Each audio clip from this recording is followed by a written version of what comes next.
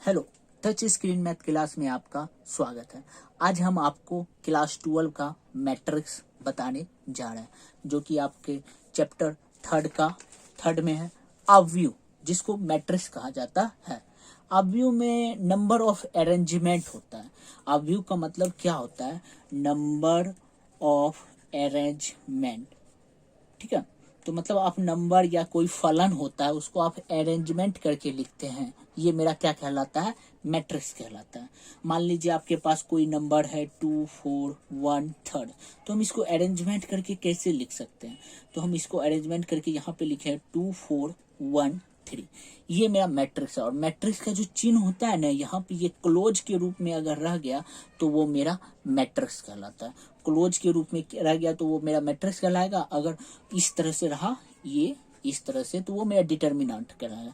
तो डिटर्मिनेंट हम आपको जब इसके बाद वाले चैप्टर में पढ़ाएंगे तो हम आपको बताएंगे डिटर्मिनेंट आखिर होता क्या है। हम आपको अभी मैट्रिक्स पढ़ा रहे हैं, तो मतलब नंबर ऑफ अरेंजमेंट, नंबर को कहाँ होना चाहिए, ये आपका मैट्रिक्स बताता है। ठीक है, तो अब हम इसमें आपको रो के बारे में बताते हैं। रो मतलब पंक्ति, ROW। रो मतलब होता है पंक्ति। और कॉलम, COLUMN।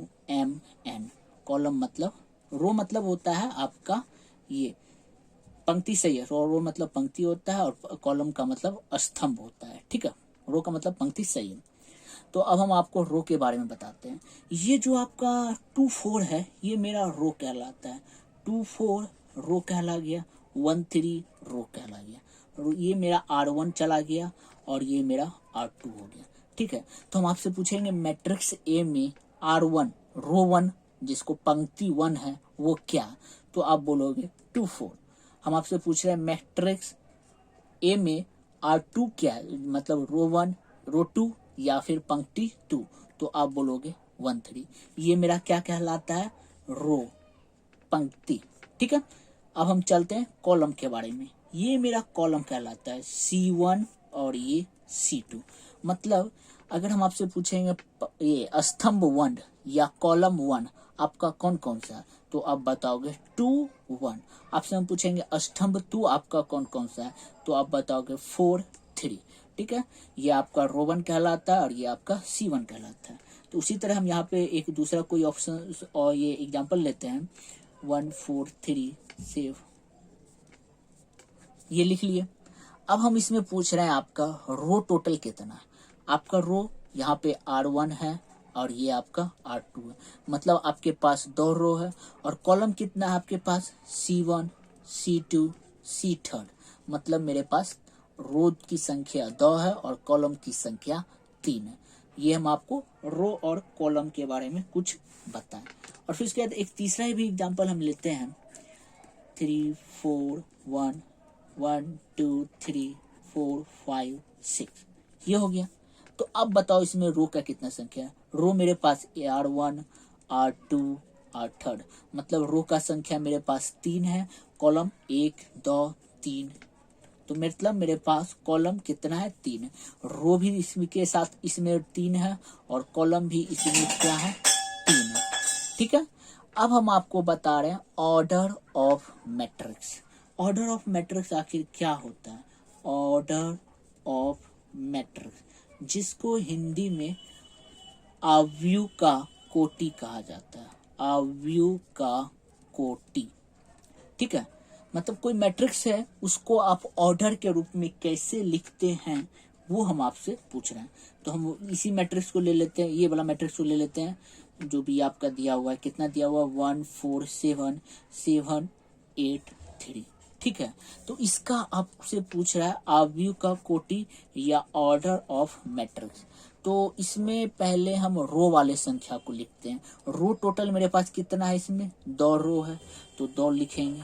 क्रॉस यहाँ पे सफिक्स के रूप में, मतलब नीचे में लिखा जाता है ऑर्डर ऑफ मैट्रिक्स को। और कॉलम कितना है मेरे पास? 3 है, 1 2 3, तो मतलब ये 2 क्रॉस 3 का ऑर्डर है। तो हम यहाँ पे लिखेंगे order of matrix B is 2 cross 3, मतलब बी का जो ऑर्डर है वो कितना है? 2 क्रॉस 3 का। ठीक है, अब हम एक और एग्जांपल ये वाला ले लेते हैं, ए नंबर का। ए नंबर का क्या है मेरे पास? 2 4 1 3। तो इसमें मेरे पास कितना रो है, एक रो, टू रो, मतलब रो भी दो है और कॉलम कितना है, एक दो, मतलब कॉलम भी मेरे पास दो है, दो टोटल सॉरी दो है। तो मतलब रो भी दो, कॉलम भी दो। आप यहाँ पर ध्यान रखना है कि फर्स्ट में आपको रो लिखना है और लास्ट में आपको कॉलम लिखना है, ठीक है। इसमें जो हम लिखे हैं टू, चूंकि दोनों का सेम होता है इसलिए आपको समझ में नहीं आ रहा है कौन सा रो है, लेकिन शुरू में हम किसको लिखते हैं, रो वाले को लिखते हैं और सेकेंड में कॉलम वाले टर्म को लिखते हैं, ठीक है। तो ये मेरा रो का टर्म कहला गया और ये मेरा कॉलम का टर्म कहला गया। उसी तरह इसका कितना रो हो जाएगा, क्योंकि इसके पास रो 3 गो है तो रो 3 गो हो गया और कॉलम भी 3 गो है तो 3 है। इसका मतलब इसका ऑर्डर 3x3 का है और इसका ऑर्डर 2x2 का है और इसका ऑर्डर 2x3 का है, ठीक है। अब हम चलते हैं number of element in matrix, ठीक है। मतलब संख्या का जो एलिमेंट है मैट्रिक्स में वो कितना है। तो यहाँ पे यही एग्जांपल हम ले रहे हैं बी को 1 4 7 7 8 3। तो पहले तो हम इसका ऑर्डर लिख लिए, कितना है 2x3 का है, तो हम यहाँ पे लिखेंगे order of matrix B is, कितना हो गया वो 2x3। और फिर उसके बाद number of element in matrix B is, ठीक है। तो वो मेरा कितना हो जाएगा टोटल नंबर, ये दोनों को मल्टीपल कर लो, कितना हो गया 6। एक्चुअली इसमें भी 6 संख्या है, 1 2 3 4 5 6, तो टोटली मेरे पास इसके पास कितना संख्या है 6। Number of element of matrix मतलब अवयव के अवयवों की संख्या, इसका हिंदी होता है अवयव के अवयव, अवयव को एलिमेंट कहा जाता है, अवयवों की संख्या। हम इसमें अवयव के अवयवों की संख्या निकालें, ठीक है। अब हमसे पूछ रहा है ए हम लिख लिए और इसमें अवयव के अवयवों की संख्या या इंग्लिश में नंबर ऑफ मैट्रिक्स कितना है। चूंकि इसका ऑर्डर 2x2 का है, या फिर आप 2x2 कर लो या फिर इसको गिन लो 1 2 3 4, तो मतलब इसका number of element in matrix A is कितना हो गया 4 हो गया। तो ये मेरा मैट्रिक्स का नंबर ऑफ मैट्रिक्स हो गया, ठीक है।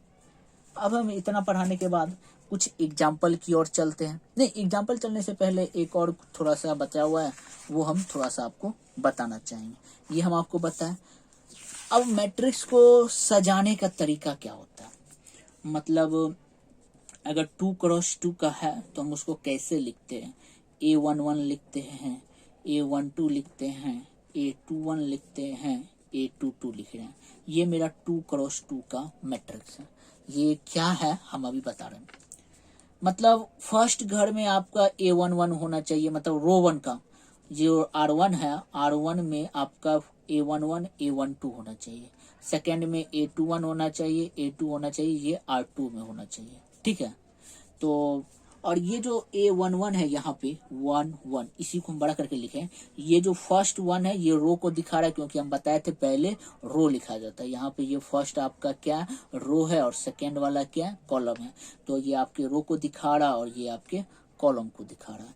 यहाँ पे A22 तो है जो है वो आपका जो 2 शुरू वाला है वो आपके रो को दिखा रहा है और ये आपके कॉलम को दिखा रहा है। तो मतलब ये बोल रहा है second row second column. Second row आपका कौन सा है, ये दोनों है आपका सेकेंड रो, और सेकेंड कॉलम कौन सा है आपका C1 C2, ये आपका सेकेंड कॉलम है। तो मतलब A22 को सेटिस्फाई कर रहा है। अगर आपसे पूछेगा first row second column, first row मतलब ए में फर्स्ट में लिखिएगा रो और सेकेंड कॉलम, रो कितना है फर्स्ट में ये है और सेकेंड कॉलम को ये सेटिस्फाई कर रहा है, तो 812 मेरा फर्स्ट रो सेकेंड कॉलम हो जाएगा, ठीक है। तो हम एक एग्जांपल ही लिखते हैं 2413, ये वाला ही एग्जांपल ले लिए हैं। अब हम इसमें आपसे पूछ रहे हैं फर्स्ट रो सेकेंड कॉलम क्या हो जाए। पहले फर्स्ट रो लिखते हैं सेकेंड कॉलम, ये लिखने का तरीका है फर्स्ट रो सेकेंड कॉलम क्या हो जाएगा आपका R1 ये है आपका, R2 ये है, ये आपका C1 है, C2 है। तो रो फर्स्ट में है, फर्स्ट रो में ये दोनों आएगा, ये सब तो मेरा खत्म। और सेकेंड कॉलम में है, सेकेंड कॉलम में तो ये आएगा, तो ये इसको सेटिस्फाई करेगा, तो मतलब 4 हो जाएगा मेरा। ठीक है। अगर आपसे पूछ रहा है second row second column A22, second row second column 3 हो जाएगा। फिर उसके बाद A13 तो है नहीं, क्योंकि आप A13 का मतलब बता रहे हैं first row third column. First row तो है मेरे पास, लेकिन थर्ड कॉलम है, कॉलम 3 है तो नहीं है, तो मतलब ये डज नॉट पॉसिबल, मतलब ये है ही नहीं मेरे पास, डज नॉट पॉसिबल, ये पॉसिबल ही नहीं हो सकता है। इसका मतलब है first row third column, column तो संख्या मेरे पास टोटली 2 है, कॉलम का संख्या तो 3 नहीं है, इसलिए हम ये नहीं ले सकते। ठीक है, ये मेरा 2x2 के लिए हो गया। अगर हम 3x3 के रूप में लिखना चाहे तो कैसे लिखेंगे, तो लिखेंगे A11 A12 A13 A21 21 से स्टार्ट होगा, A22 A23 A31 A32 A33। ये मेरा होगा 3x3 का। मतलब एक हम एग्जांपल ले लेते हैं, ये सी वाला जो आपका एग्जांपल था 3 1 4 4 2 5 1 3 6। ठीक है, तो इसमें क्या हम आपको बोल रहे हैं, क्या आपको सेकेंड रो थर्ड कॉलम बताओ। तो पहले हम ए लिखेंगे सेकेंड थर्ड कॉलम, तो पहले सेकेंड रो की तरफ चलते हैं, R1 R2 सेकेंड रो तो मिल गया। Third column C1 C2 C third, मतलब ये किसको सेटिस्फाई कर गया, 3 को। तो आपसे हम पूछ रहे हैं third row third column, third row तो ये हो गया और थर्ड कॉलम भी ये ही है, तो ये मेरा थर्ड कॉलम कितना हो जाएगा, 6 हो जाएगा। A11 इसका क्या मतलब हो गया, first row first column, first row first column क्या, फर्स्ट रो 3 ही है और फर्स्ट कॉलम भी कितना है, 3 है, तो ये हो जाएगा मेरा फर्स्ट रो और फर्स्ट कॉलम आ गया। ठीक है, तो ये हम मेरा मतलब खोजने का तरीका हो गया कि इसको हम कैसे खोजते हैं।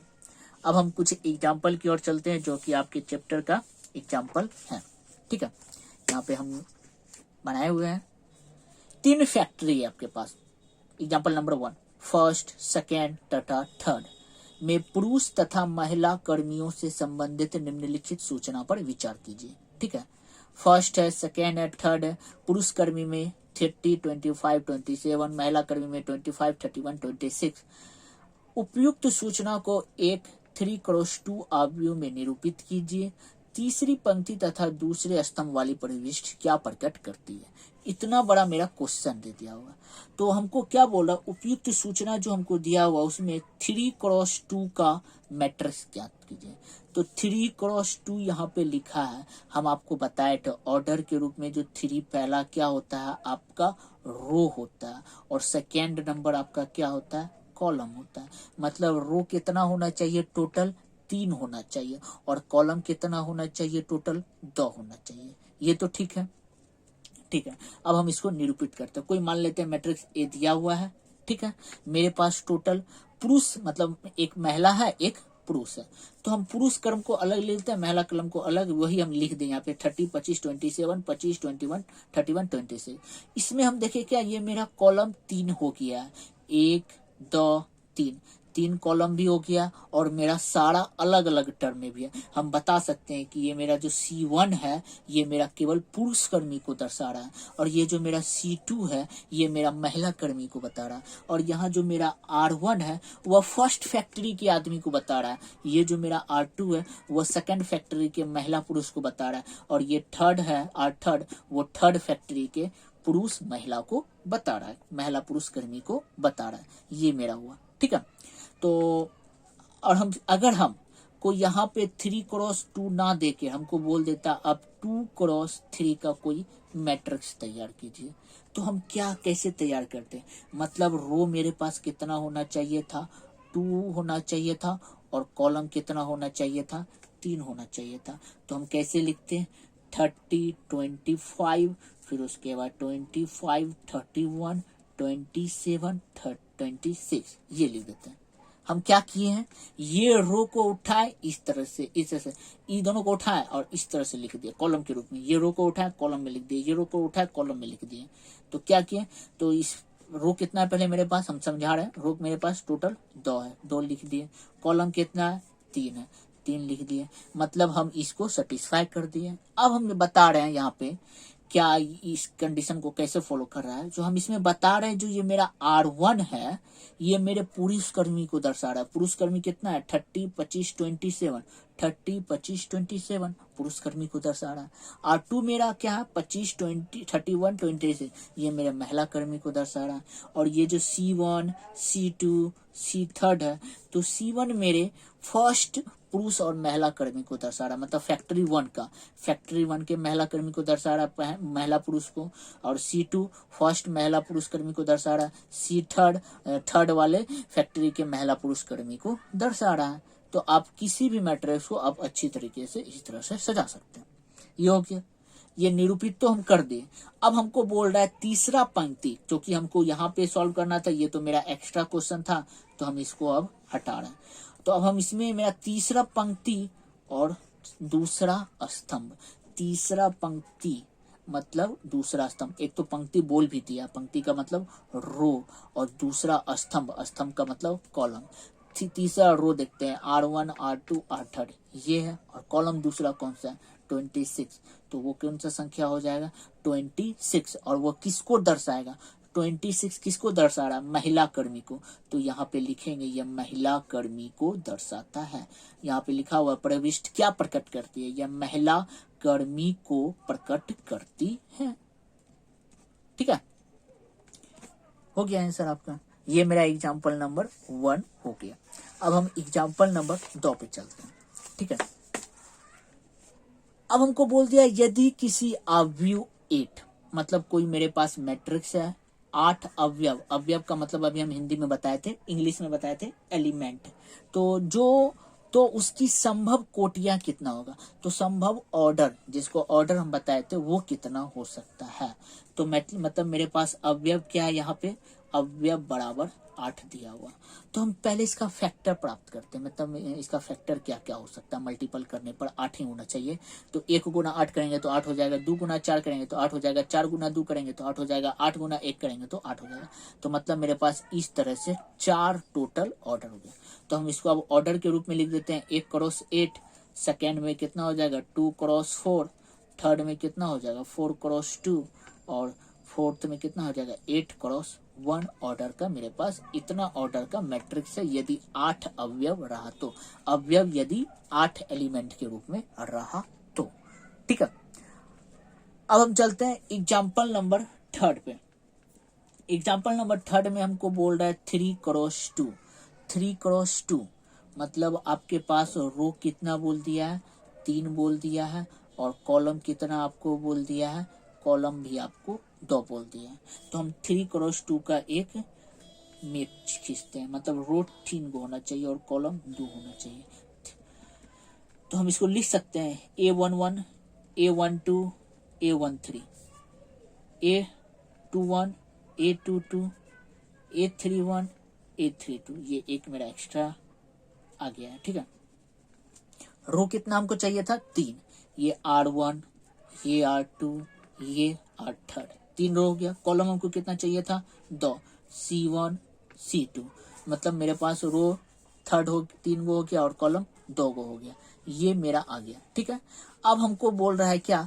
जिनके अवयव, अब हमको दे दिया हुआ है AIJ is equal to 1/2 into I minus 3J। हमको इसी का मान ज्ञात करना है, तो अब हम A बराबर लिखते हैं। IJ है, I के जगह पे 1 आएगा और J के जगह पे 1 आएगा। I के जगह पे जब 1 रखेंगे 1 और J के जगह पे 1 रखेंगे तो 1 में से 3 जाए -2, और -2 का मोड कितना हो जाएगा? -2 का मोड +2, और वो कट के 1 आ जाएगा। तो ये मेरा इसका मान कितना आ गया? 1 आ गया। फिर उसके बाद हमको A21 का मान निकालना है। A21 का मतलब I का मान 1 और J का मान 2। I का मान यहाँ पे 1 रखे और J का मान यहाँ पे कितना रखे? 2। 3 दूनी 6, 1 में से 6 जाए 5, -5 हो जाएगा, तो वो हो जाएगा 5/2। ठीक है, फिर उसके बाद A21, I का मान 2 रखेंगे और J का मान 1 रखेंगे, तो 2 रखे, 2 में से 3 जाए -1 और यहाँ पे +1/2 हो जाएगा। ठीक है। अब बचा A22, I का मान 2, J का मान 2, 2 माइनस 3 दूनी 6, तो -4 और वो बटे 2 हो जाएगा, ठीक है। और फिर उसके बाद A का मान 3 और J का मान 1, 3 1, 3 में से 3 जाए 0, 0 कर देगा। एक I का मान 3 और J का मान 2, 3 में से 3 दूनी 6 जाए -3 और माइनस प्लस हो जाएगा, तो ये मेरा फाइनली 3/2 हो जाएगा। तो ये मेरा फाइनली यहाँ पे ये आंसर आ गया। अगर आपको हो सके तो आप इसको यहाँ पे रफ कर सकते हैं, मतलब इसको दिखा सकते हैं 1/2 इंटू आई का मान 1 रखे -3 जे का मान 1 रखे और इसको हम सॉल्व किए तो 1/2 इंटू 1 -3 तो कितना आ जाएगा -2, तो 2/2 इज इक्वल टू 1। तो ये मेरा A1 का मान निकल गया। और फिर उसके बाद एक हम A31 पे चल जाते हैं। A31 का मान जैसे निकालेंगे A31 आई का मान जब 3 रखे -3 जे का मान 1 रखे तो ये मेरा डायरेक्टली 0 हो जाएगा। तो इस तरह से आप रफ कर सकते हैं। अगर यहाँ पे भी दर्शा सकते हैं तो कोई दिक्कत नहीं, और वो आप दर्शा सकते हैं। ये ऑब्जेक्टिव है, ऑब्जेक्टिव में आपसे पूछा जाएगा, ऑब्जेक्टिव में आपको भर देना, और सब्जेक्टिव में रहा तो ये सब लिख दोगे तो आपको नंबर अच्छा आ जाएगा, ठीक है। अब हम चलते हैं आगे की ओर, आगे देखते हैं क्या है।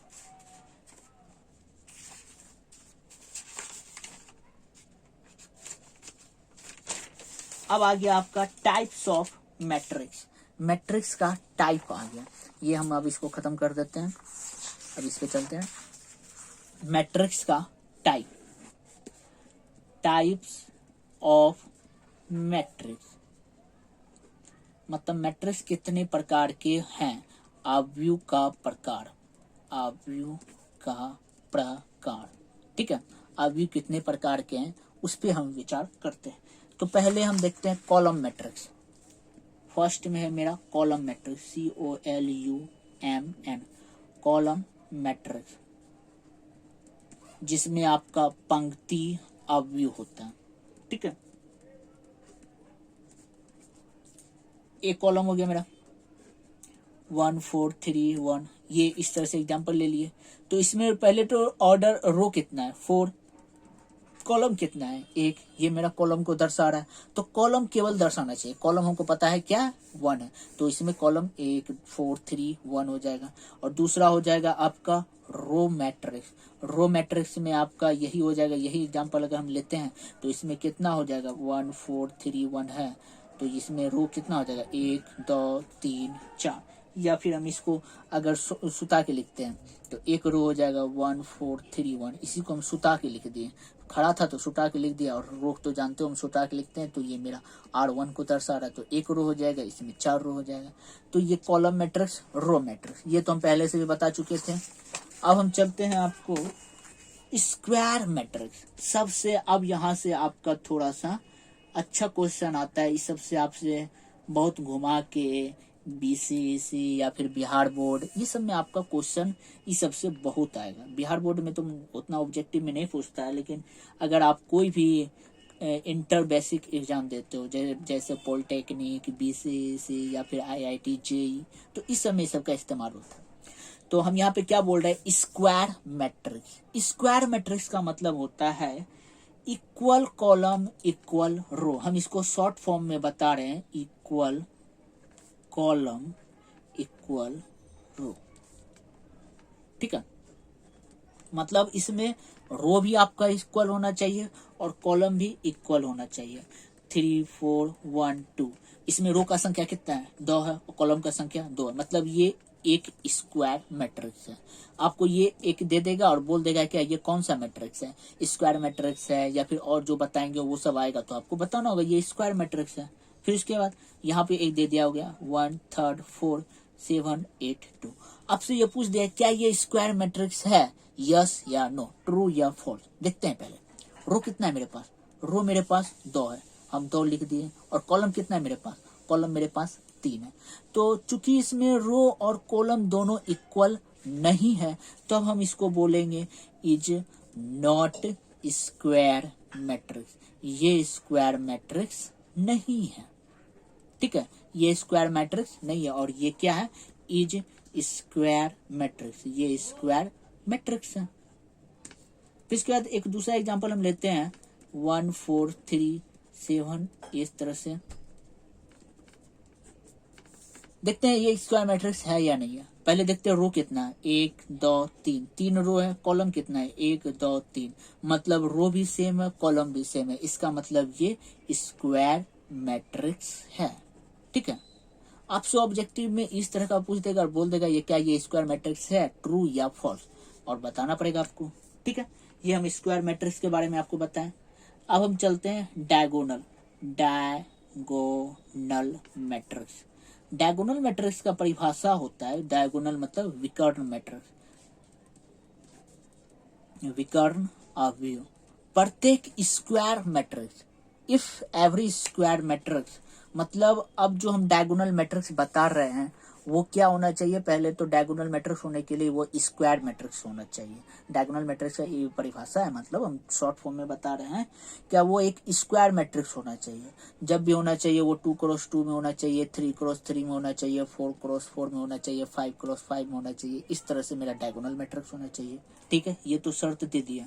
उसके बाद डायगोनल मैट्रिक्स का मतलब है उसका जो डायगोनल होता है वो क्या होना चाहिए, वो डायगोनल वाला टर्म ये और बाकी जो सारा टर्म है वो सारा टर्म कितना होना चाहिए, 0। ये मेरा जो डायगोनल है, ये डायगोनल वाला टर्म मेरा क्या होना चाहिए, कोई भी संख्या से बराबर आना चाहिए। उसके अलावा जितना संख्या है वो सारा संख्या क्या होना चाहिए, 0 होना चाहिए। तो ये मेरे डायगोनल को दर्शाता है। वो भी पहले तो वो स्क्वायर भी होना चाहिए। तो हम कह सकते हैं every diagonal matrix is square matrix. प्रत्येक डायगोनल मैट्रिक्स क्या होता है, वो स्क्वायर मैट्रिक्स होता है। ये तो फिक्स हो गया। फिर उसके बाद एक दूसरा हम लेते हैं 3 0 0 1। ठीक है, तो इसका डायगोनल वाला टर्म में कोई संख्या है और बाकी सब में क्या है, 0 है। या फिर हम यहाँ पे भी 0 दे सकते हैं, यहाँ पे भी हम 0 दे सकते हैं। ठीक है, तो ये मेरा डायगोनल मैट्रिक्स को बताता है, विकर्ण अवयव को बताता है। ठीक है, तो आज का क्लास थोड़ा सा शायद लंबा हो गया है, आज हम यहीं तक रखते हैं। बाकी क्लास हम नेक्स्ट सेशन में देंगे। Thank you.